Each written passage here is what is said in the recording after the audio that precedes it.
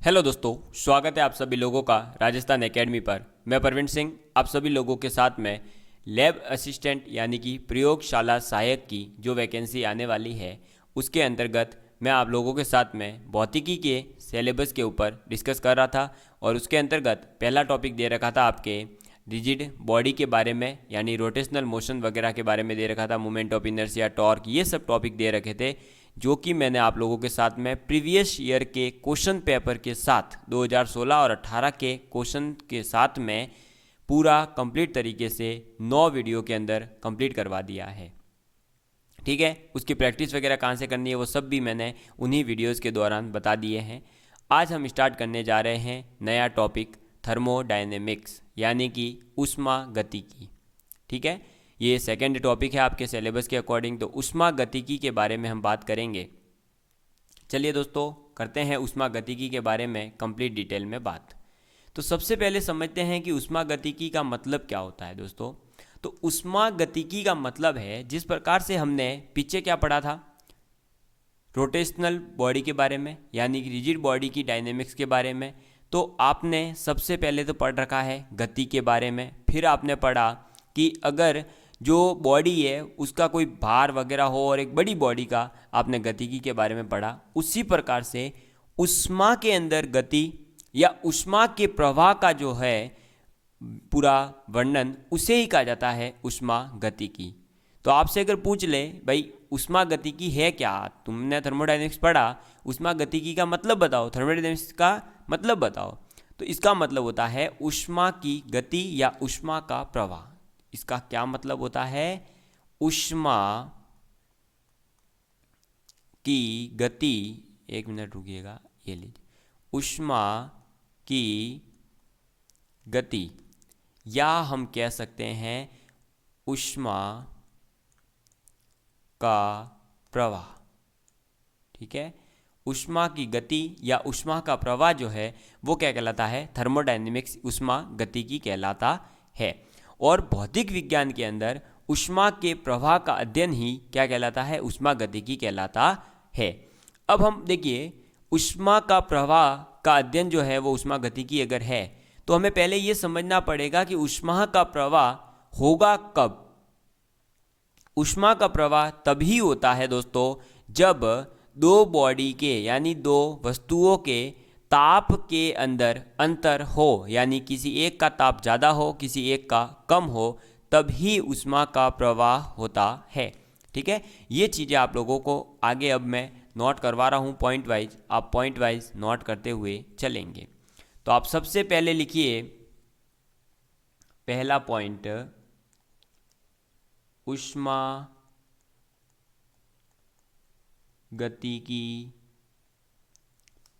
का अर्थ।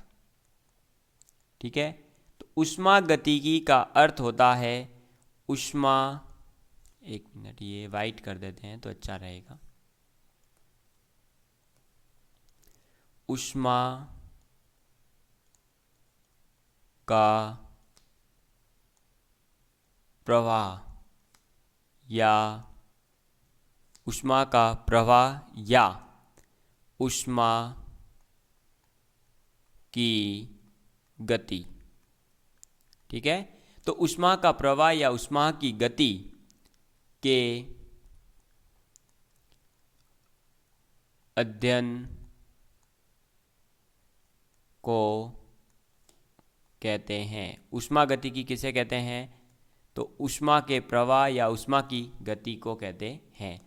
नेक्स्ट आ जाता है फिर आपके सेकंड पॉइंट कि ये ऊष्मा का प्रवाह क्यों,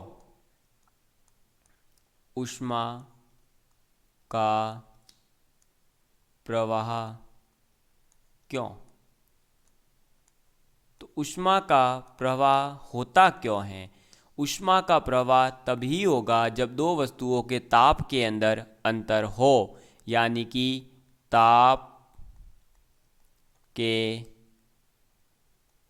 अंतर के कारण। ठीक है, अगर तापांतर है यानी ताप के अंदर अंतर है तो फिर आपके क्या होगा? ऊष्मा का प्रवाह होगा ही होगा। अब ऊष्मीय ऊर्जा यानी थर्मल एनर्जी के कुछ अन्य रूप भी होते हैं, जैसे कि आप यांत्रिक ऊर्जा यानी मैकेनिकल एनर्जी के बारे में पढ़ चुके हैं, रेडिएशन एनर्जी के बारे में, इलेक्ट्रिक एनर्जी के बारे में, केमिकल एनर्जी, ये सब पढ़ चुके हैं। इसी प्रकार से जो है इन सब को हम ऊष्मीय ऊर्जा में भी कन्वर्ट कर सकते हैं। जैसे कि देखिए, एक मैं एग्जाम्पल से समझाता हूँ कि विद्युत ऊर्जा कैसे ऊष्मीय ऊर्जा में कन्वर्ट होती है। आपने एक बल्ब लिया, उस बल्ब को आपने क्या करा, स्विच के अंदर डाल के स्विच से ऑन करके उस बल्ब को 1 घंटे तक जला कर रखा। वो बल्ब जब जलेगा तब पहले स्टार्टिंग में वो ठंडा होता है, लेकिन 1 घंटे बाद लगातार जब चालू रहता है तो वो गर्म हो जाता है। तो वहाँ क्या हुआ, ये विद्युत ऊर्जा किस में कन्वर्ट हो गई, वो विद्युत ऊर्जा उस बल्ब के अंदर ऊष्मा रूप में भी आई, इसीलिए उसमें ऊष्मीय ऊर्जा भी प्रस्तुत या उसमें जो है उत्पन्न हो जाती है। तो ये क्या कहलाता है, ऊष्मीय ऊर्जा में रूपांतरण किया जा सकता है इन सभी एनर्जी को। तो विद्युत से हमने ऊष्मा में कन्वर्ट करा। ऐसे ही यांत्रिक ऊर्जा, तो आप कोई भी पंखा वगैरह जो है वो चल रहा है, तो पंखे के अंदर जो मशीन वगैरह है वो घूमते हैं अंदर वाले पार्ट भी, तो वहाँ क्या होती है, यांत्रिक ऊर्जा होती है। लेकिन आप देखते होंगे कि थोड़ी देर बाद में वे चीज़ें गर्म हो जाती है, तो वे गर्म हो जाती है तो वहाँ क्या हो गई, ऊष्मा ऊर्जा में कन्वर्ट हो गया यांत्रिक ऊर्जा। ठीक है। ऐसे ही आप जो लैपटॉप, कंप्यूटर, इनके सीपीयू जो होते हैं उनके अंदर देखेंगे पंखा होता है, वो क्या काम करता है, उसके अंदर उत्पन्न होने वाली ऊष्मीय ऊर्जा को बाहर की ओर फेंकता है और उस सिस्टम को अंदर से ठंडा ही रखता है। अगर वो ज़्यादा गर्म हो गया तो कभी ब्लास्ट वगैरह होने के भी यहाँ पर जो है क्या रहती है, संभावनाएं रहती है। ठीक है। तो इस वजह से ही वहाँ पंखे वगैरह लगे रहते हैं, और वो पंखा देखा भी होगा आपने। फिर देखिए दोस्तों, ऊष्मा गतिकी जो है वो ऊष्मा और ताप की अवधारणा और ऊष्मा के अन्य प्रकार की ऊर्जाओं में रूपांतरण के बारे में ही हमें जो है पूरी जानकारी देता है। यानी ऊष्मा गतिकी क्या बताता है, तो ऊष्मा है, ताप की अवधारणा है, ऊष्मा के अन्य प्रकार की ऊर्जाओं में रूपांतरण वगैरह जो होते हैं ये सब ऊष्मा गतिकी के अंतर्गत आते हैं। ठीक है। चलिए, अब आप लोगों को पता है दोस्तों कि ऊष्मा गतिकी में आप किसके बारे में पढ़ेंगे सबसे ज़्यादा, तो दाब है, आयतन है और ताप है, इनके बारे में ज़्यादा पढ़ते हैं। तो ताप, आयतन, दाब, इन सब के बीच में एक रिलेशन होता है, आप लोग जानते हैं, PV = nRT, आइडियल गैस की इक्वेशन वगैरह। ये चीज़ें भी आप लोगों को पता होनी चाहिए, क्योंकि ये सब चीज़ें हमारे अभी आगे काम आने वाली है। लेकिन अब हमने ऊष्मा गतिकी को समझा, ऊष्मा गतिकी का प्रवाह भी करवा दिया। अब हम समझते हैं एक ऊष्मा गतिकीय निकाय के बारे में, यानी कि थर्मोडायनेमिकल जो सिस्टम होता है पहले उसके बारे में।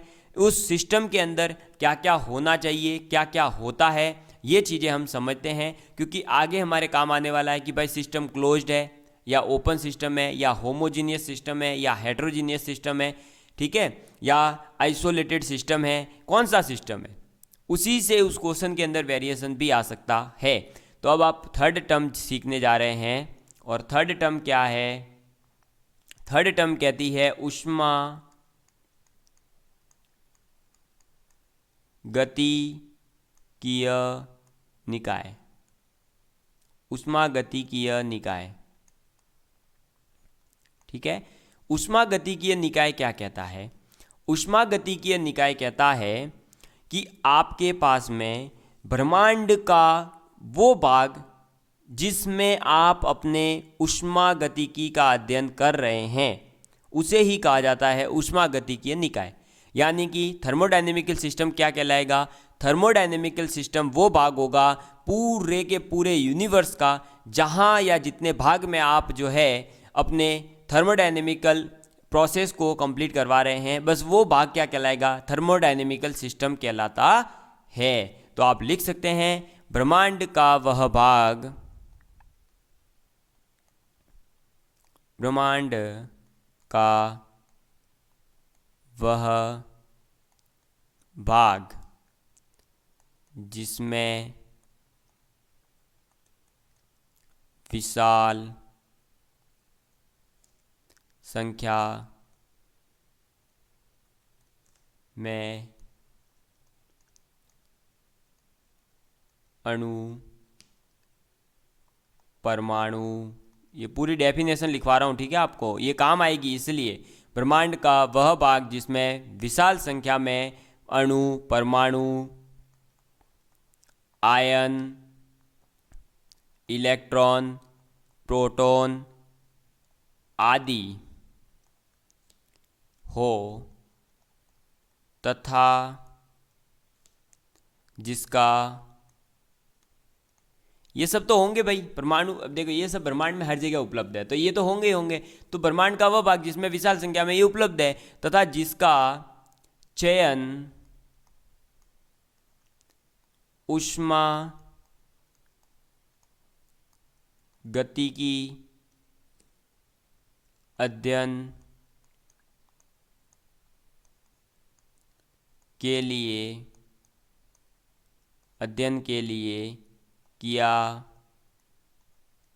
गया हो। ऊष्मा गतिकीय निकाय कहलाता है। ठीक है, तो ब्रह्मांड का वह भाग जिसमें विशाल संख्या में अणु है, परमाणु है, आयन है, इलेक्ट्रॉन, प्रोटॉन ये सभी उपलब्ध है, और जिसका चयन आप ऊष्मा गतिकी के अध्ययन के लिए कर रहे हो, उस एरिया को ही हम क्या कहेंगे, ऊष्मा गतिकीय निकाय कहते हैं। ठीक है, अब ऊष्मा गतिकी निकाय के अंतर जो है दोस्तों, एक अब ये तो था सिस्टम, एक होता है सराउंडिंग। नया कॉन्सेप्ट, एक नया वर्ड आता है क्या, सराउंडिंग। ठीक है, तो अब हम उसके बारे में सीखेंगे।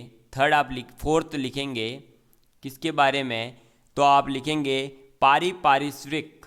ये भाई हिंदी का वर्ड है तो देख लीजिएगा, मैं इंग्लिश में भी लिखवाऊंगा इसको, तो पारिपार्श्वर्क।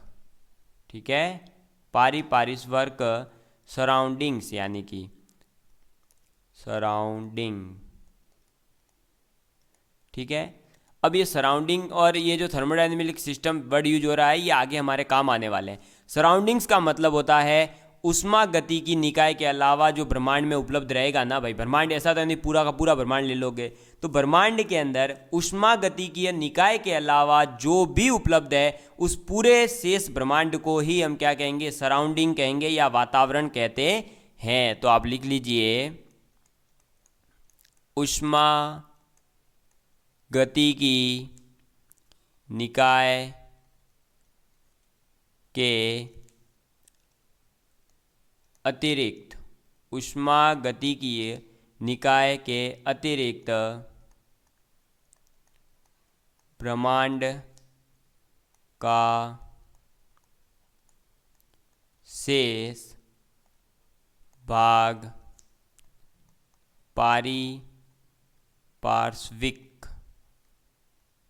पारिपार्श्विक या वातावरण कहलाता है। वातावरण कहलाता है। ठीक है, तो आपको दो कॉन्सेप्ट मैंने समझा दिए कि एक ऊष्मा गतिकी निकाय होगा ब्रह्मांड का वो भाग जिसका चयन आप ऊष्मा गतिकी के अध्ययन के लिए कर रहे हो, और दूसरा होगा सराउंडिंग, यानी जो बचेगा ना भाग वो पूरा सराउंडिंग कहलाता है। अब हम बात करेंगे तीन प्रकार के निकायों की। तो आप लिखेंगे निकायों के प्रकार। अब निकायों के प्रकार कितने हैं, तीन हैं। कौन कौन से हैं निकाय, देख लीजिए, यहाँ मैं लिखवा रहा हूँ आपको।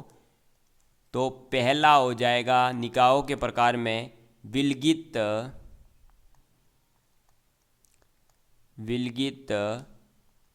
निकाय।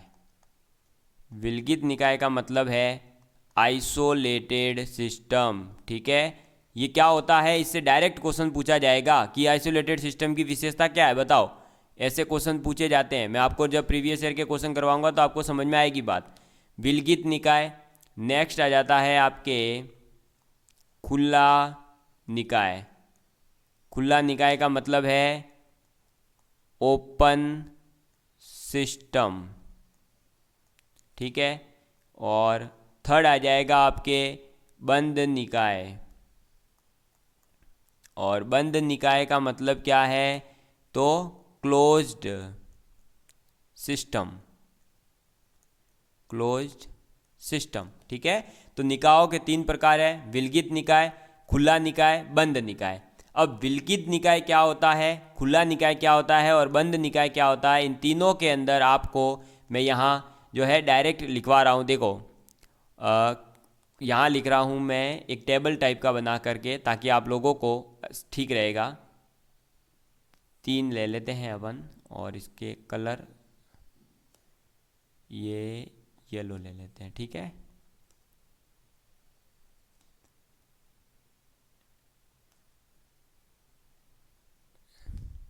एक मिनट रुकिएगा।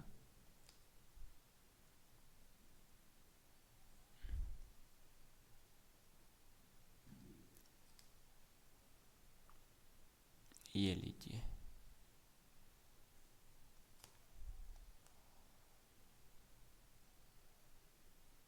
एक मिनट रुकिएगा। लो, अब देखिए, अच्छा 3 लेने पड़ेंगे ना, चलो ये तीसरा यहाँ बना देंगे। एक है हमारा विलगित निकाय, एक है हमारा खुला निकाय, और एक है हमारे बंद निकाय, ठीक है। अब एक है खुला, एक है बंद और एक है विलगित, ये तीनों निकाय हैं। इनके किसमें तो ऊर्जा का आदान प्रदान होगा, किसमें ऊष्मा का आदान प्रदान होगा, और किसमें दोनों का होगा, ठीक है। ये हम करने जा रहे हैं। जैसे देखिए, विलगित निकाय के अंदर क्या होगा, तो विलगित निकाय के अंदर वह निकाय होता है ये विलगित, जिसके अंदर ना ही तो ऊर्जा और ना ही पदार्थ, सॉरी ऊर्जा तो आ चुकी है, पदार्थ यहाँ आएगा, तो ना ही तो ऊर्जा का ना ही पदार्थ का, पदार्थ, ठीक है। तो ना ही तो आपके किसका ऊर्जा या ऊष्मा का आदान प्रदान होगा, ना ही पदार्थ का विनिमय होता है, उसे कहा जाता है विलगित निकाय। तो इसके अंदर ऊर्जा का आदान प्रदान होगा क्या, नहीं। पदार्थ का होगा क्या, नहीं। खुले में क्या होगा कि आपके ऊर्जा और पदार्थ दोनों का ही विनिमय हो सकता है, तो इसमें ऊर्जा भी चली जाएगी, पदार्थ भी आ जा सकता है। बंद निकाय क्या होता है, तो बंद निकाय में ऊर्जा का तो विनिमय होगा, लेकिन पदार्थ का विनिमय नहीं होगा। समझ में आ गई बात। तो ये है आपके क्या दोस्तों, एक डिफरेंस जो कि आप लोगों को याद रखना है। मैं ये टेबल में इसको भी बंद कर रहा हूँ, ठीक है। ये लो, ये बंद कर दिया। ये बात आप लोगों को इसलिए याद रखनी है क्योंकि इससे डायरेक्ट क्वेश्चन आता है, कई एग्जाम्स में आया हुआ है डायरेक्ट, ये ऐसे ही टेबल ही काम आएगी आपके। तो आपको कैसे याद रखना है, विलगित निकाय में ऊर्जा का आदान प्रदान नहीं होगा, पदार्थ का नहीं होगा। खुले निकाय में ऊर्जा का होगा, पदार्थ का होगा। बंद निकाय में ऊर्जा का विनिमय होगा, लेकिन पदार्थ का नहीं होगा। समझ में आ गई बात। अब इन तीनों के अगर आप एग्जाम्पल लिखना चाहते हैं तो साथ में ही लिख लीजिए। यहाँ एक इस कॉलम बना देते हैं अपन डायरेक्ट, ये लो, ठीक है। मैं यहाँ एग्जाम्पल लिखवा रहा हूँ। जैसे कि विलगित निकाय में आप जानते हैं थर्मस के बारे में। थर्मस जो होता है, क्या उसमें उसको बिना खोले आप चाय वगैरह को बाहर निकाल सकते हो क्या, नहीं। और उसमें ऊर्जा यानी कि क्या वो ठंडी होती है क्या चाय, नहीं होती। कुछ बोतलें ऐसी होती है जो 12-12 घंटे तक, वो अच्छे थर्मस वगैरह आते हैं ना, 12-12 24-24 घंटे तक अगर गर्म है तो गर्म ही चीज़ रखते हैं, ठंडी है तो ठंडी ही रखते हैं। तो वो कैसे कहलाते हैं, वो विलगित निकाय के अंदर आते हैं। फिर खुला निकाय, तो खुले निकाय में आप जो है खुला पात्र, कोई भी खुला पात्र यानी कि आप जो है टब वगैरह होते हैं ना, वो ले सकते हो। टब है, अब उसमें क्या होगा, अगर आपने उसको कहाँ रख दिया, धूप में, क्या हो जाएगा, पानी जो है वाष्प बन के उड़ेगा धीरे धीरे, तो पदार्थ भी चला गया और वहाँ से ऊष्मा भी चली जाएगी। तो खुला निकाय यानी कि खुला पात्र कोई भी जो है वो सभी, ठीक है, खुला पात्र कैसा भी हो सकता है। और बंद निकाय, तो एक बंद पात्र ले लो आप, कोई क्लोज जैसा ही ले लो, जिसमें जो है आपके क्या होगा, बंद का मतलब मान लो आपने ले ली सिंपल सी एक जो है पानी की बोतल, क्या उसमें पानी बाहर आएगा, नहीं आएगा, लेकिन ऊर्जा तो उससे बाहर आएगी। हाँ, पानी अगर ठंडा था तो भी वो पड़ा पड़ा गर्म होगा, और गर्म था तो वो पड़ा पड़ा ठंडा हो जाएगा, ठीक है, तो ये तीनों के क्या थे एग्जाम्पल, आप लोगों को एग्जाम्पल भी याद रखने हैं। मैं यहाँ लिख दिया एग्जाम्पल। समझ में आ गई बात? तो ये थे आपके एग्जाम्पल भी हो गए, यानी कि विलगित निकाय में ऊर्जा का आदान प्रदान नहीं होता, पदार्थ का आदान प्रदान नहीं होता। ये इसका एग्जाम्पल एक थर्मस हो सकता है। खुला निकाय है, ऊर्जा का आदान प्रदान होगा, पदार्थ का आदान प्रदान होगा, इसका एग्जाम्पल आप खुला पात्र कोई भी। बंद निकाय है, ऊर्जा का आदान प्रदान होगा, पदार्थ का आदान प्रदान नहीं होगा। आप कोई भी बंद निकाय बोतल वगैरह ले सकते हो इसके अंदर एग्जाम्पल में। ठीक है, आपको बात समझ में आ गई? चलिए, अब ये तो हुए दोस्तों किसके बेस पर, ऊर्जा और पदार्थ के आदान प्रदान के आधार पर, या हम कह सकते हैं ऊर्जा के आदान प्रदान के आधार पर जो है निकायों के तीन भाग, विलगित, खुला और बंद। अब हम बात करते हैं, अगर हमें किसके बेस पर बात की जाए, पदार्थ के बेस पर बात की जाए, तो दो होते हैं। एक होता है समांगी। कैसा? समांगी। समांगी निकाय। समांगी निकाय का मतलब क्या है? तो समांगी निकाय का मतलब है होमोजीनियस, होमोजीनियस सिस्टम। ठीक है, होमोजीनियस सिस्टम। होमोजीनियस सिस्टम का मतलब क्या है? होमोजीनियस सिस्टम का मतलब है कि वह ऊष्मागतिकी निकाय जिसमें उपस्थित सभी भाग समान प्रावस्था में हो, यानी उसके अंदर अगर जो है लिक्विड है तो उसमें सब कुछ लिक्विड में ही हो। समझ में आ गई बात? ठोस है तो सब कुछ ठोस में ही हो। द्रव अगर आपके गैस है तो सब कुछ उसमें जितना भी आप ले रहे हैं, मतलब निकाय के अंदर जिसके भी ऊपर आप रिसर्च वगैरह कर रहे हैं, वो सभी वस्तुएं, सभी पदार्थ कैसे हो? गैसीय हो। तो आप लिख सकते हैं कि ऊष्मागतिकी निकाय में, ऊष्मागतिकी निकाय में उपस्थित सभी भाग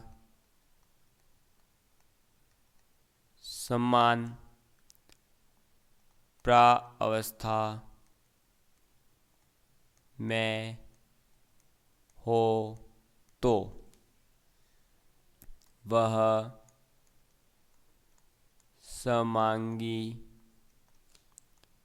मिश्रण, समांगी निकाय, समांगी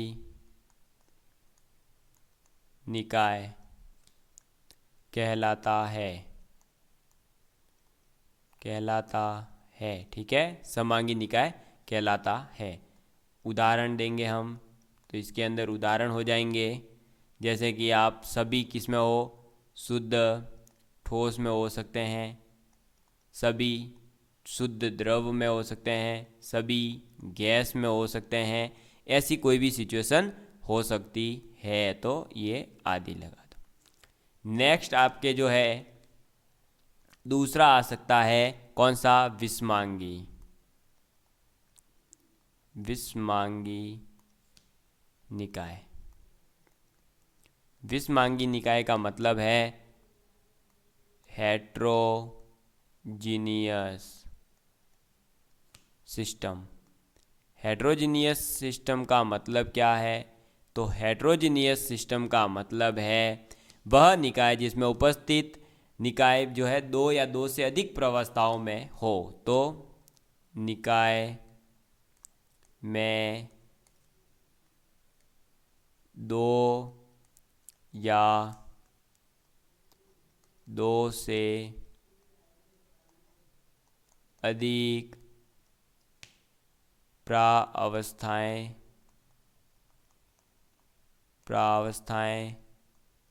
हो तो वह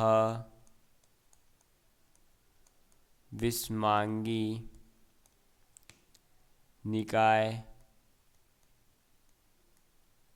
कहलाता है। ठीक है, क्या कहलाता है? विषमांगी निकाय कहलाता है। इसका उदाहरण देखें तो इसका उदाहरण है जैसे कि अघुलनशील अघुलनशील द्रवों का मिश्रण, ये क्या कहलाएगा? ये कहलाएगा आपके विषमांगी निकाय। ठीक है, तो निकाय क्या होता है, निकाय कितने प्रकार के होते हैं, सराउंडिंग क्या होती है, ये सब चीज़ें हम बात कंप्लीट कर चुके हैं। थर्मोडायनेमिक्स की बेसिक डेफिनेशन या थर्मोडायनेमिक्स का मीनिंग क्या होता है ये आप लोगों को बता चुका हूँ। अब हम नेक्स्ट जो है पढ़ेंगे थर्मल इक्विलिब्रियम। उसके बाद में जो आपके टॉपिक दे रखा है ऊष्मागतिकी का प्रथम नियम, द्वितीय नियम, और जो आपके मैकेनिकल इक्विवेलेंट ऑफ हीट होता है, हीट, वर्क और इंटरनल एनर्जी क्या होती है, फिर वर्क ऑफ एक्सपेंशन क्या होता है, ये सब चीज़ें जो है हम डिस्कस करने वाले हैं। इंडिकेटर डायग्राम वगैरह जो होते हैं, वो गैस का विशिष्ट एक यानी स्पेसिफिक हीट ऑफ गैस होती है, उसके बारे में, और ये सब चीज़ें हम जो है पढ़ने वाले हैं। इसको भी हम आराम से 8 से 9 वीडियो में कंप्लीट करेंगे। हमारे पास टाइम है, अभी वैकेंसी आनी है, तब तक हम आराम से एक एक दो दो टॉपिक को बहुत ही अगर अच्छी तरीके से कर लिया तो मैं बता रहा हूँ आपके, देखिए पिछले टॉपिक में आपने देखा 3 क्वेश्चन आते हैं, रिजिड बॉडी से 3 क्वेश्चन आएंगे ही आएंगे, 3 दूनी 6 नंबर हमारे फिक्स हो गए अगर हमने 9 लेक्चर के कंप्लीट नोट्स बनाए हैं और जो जो क्वेश्चन करने को बोले वो करे हैं। तो ऐसे ही इसके 8-9 वीडियो में देखिए आप, और इससे आपका क्या होगा, छोटे वीडियो से आपकी भी तैयारी अच्छी हो जाएगी। बड़े वीडियो मैंने डाल के देखा, बच्चे कह रहे हैं कि सर इतनी बड़ी वीडियो हम नहीं देख पाते हैं, तो मैं छोटे छोटे वीडियो यानी आधे घंटे के मिनिमम क्लास लेकर के आप लोगों को जो है पूरा syllabus free of cost complete करवाऊंगा। आपको टेंशन नहीं लेना। आप सेकंड ग्रेड में देखिए 40 वीडियो अपलोड कर दिए और 5 टॉपिक कंप्लीट करवा चुका हूँ। तो मैं आप जानता हूं कि किस प्रकार से सिलेबस करवाना है, आपको केवल अपनी पढ़ाई पर ध्यान देना है। ठीक है दोस्तों, बहुत बहुत धन्यवाद। इसी प्रकार जुड़े रहिए।